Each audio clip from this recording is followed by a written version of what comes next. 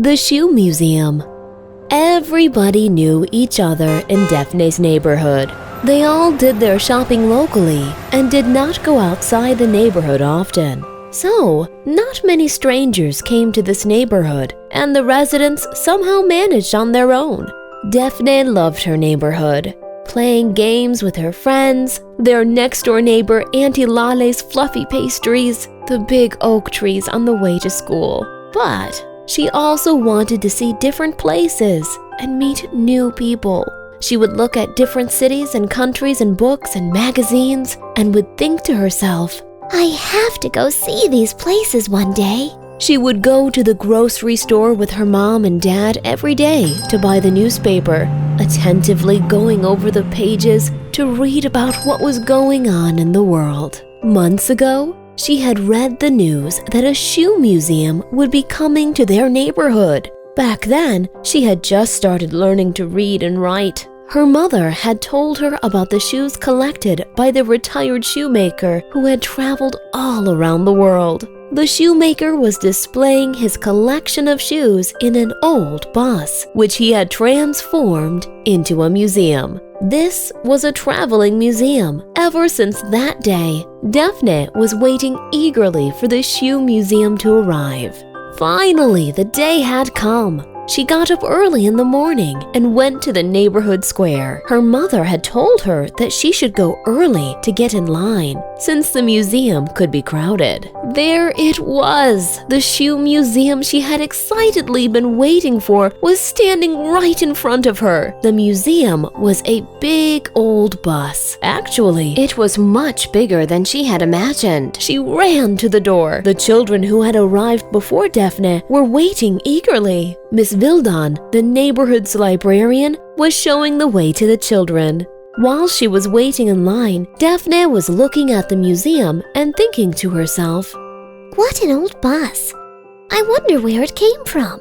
Finally, when it was her turn, she excitedly climbed up the stairs of the bus. The shoemaker was waiting for her at the door. Welcome, little girl, he said, and invited her inside.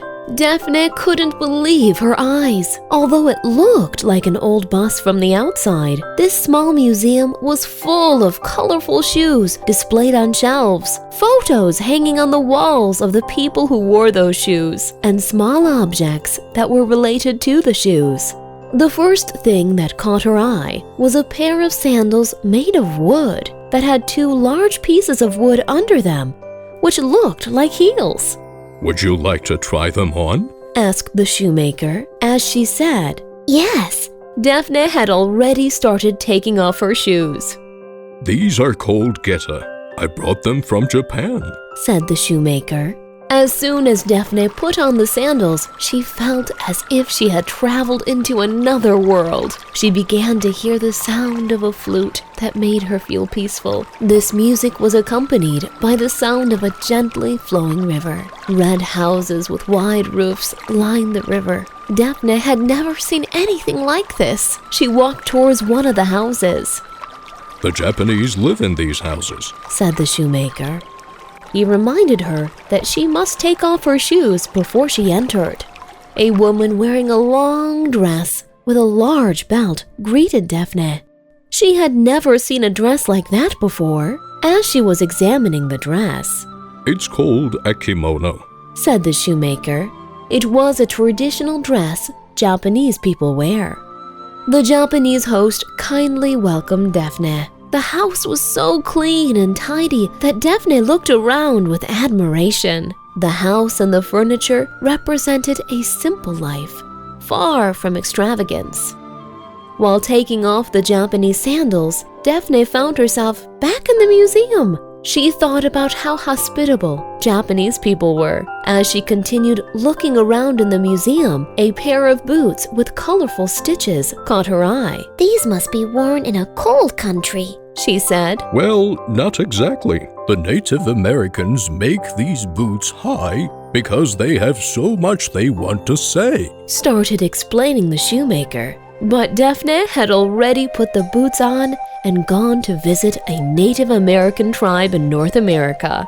It was a small village full of colorful tents. The weather wasn't as cold as she had imagined. There were children running around. The grown-ups were working together. Some of them were cooking, and some of them were cleaning the tents. How nice that they're helping each other out, thought Daphne to herself as she watched them. A little further away, she saw children painting the sand with the help of a grown-up. They were using natural materials such as pollen, grass juice, crushed flower petals, and corn flour to paint. This was an old Native American tradition that the grown-ups wanted the children to learn. Look, there are people here wearing boots just like yours, said the shoemaker.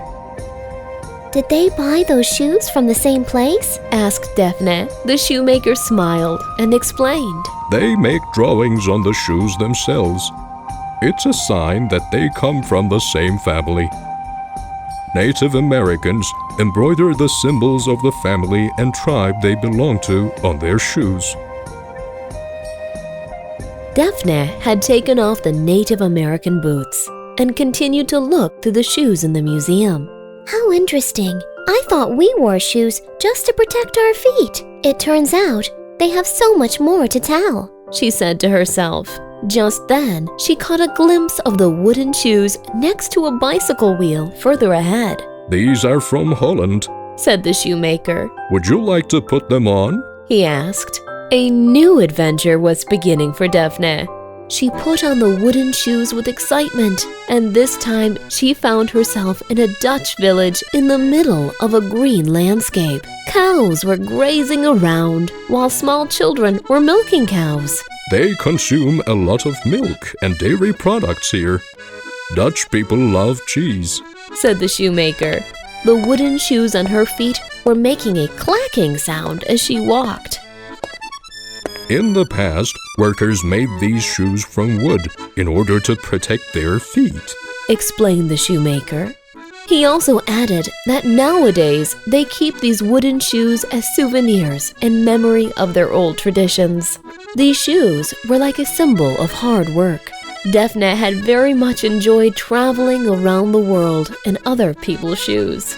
People everywhere around the world wore shoes, but they all had different meanings. She wanted to try on more shoes, to daydream more and see more places. As she wondered what the next destination would be, she saw a pair of shoes lying right in the middle of the museum. Actually, they didn't really look like shoes. They were old plastic bottles with strings tied on top to turn them into slippers. One of them was made from leaves, while the other one looked like a worn-out plastic bag. They looked old and dirty. What is that? Where did you bring these from? She asked the shoemaker. I have seen these all over the world, my little one. The shoemaker started explaining. Children who could not afford to buy shoes made these to play more comfortably in the streets. Some are made from old plastic bottles, and some from large leaves, while some could only find plastic bags, explained the shoemaker. We grown-ups should fulfill children's needs and provide them with a good environment. But sometimes children have to make their own shoes, just like these, he said, showing the shoes. They look very dirty, said Daphne. Yes, they really are dirty, because the children who wore these shoes played in the streets for so long that their shoes were all covered in dust. He explained that he hadn't cleaned them when he brought them to the museum, so that he could display them with the traces of where they came from. Daphne was impressed by the fact that children had found something to be happy about with such limited resources. How well thought, she figured. Do you also like to play games? I love to. Well then, run along and enjoy your time with your friends. Playing games is your business. Will you come to our neighborhood again? I will return with new shoes. So don't give up playing games and imagining. said the shoemaker as he showed Daphne the way out from the museum. Even if for a short time, Daphne had visited different lives wearing other people's shoes. She had seen how a pair of ordinary shoes worn by people in their everyday lives could convey such different meanings. Everyone had a pair of shoes, but their story and traditions were different. Some are like us, and some are very different. I have to tell my mom and dad about what I have seen, she thought as she headed home. She had so much to tell them.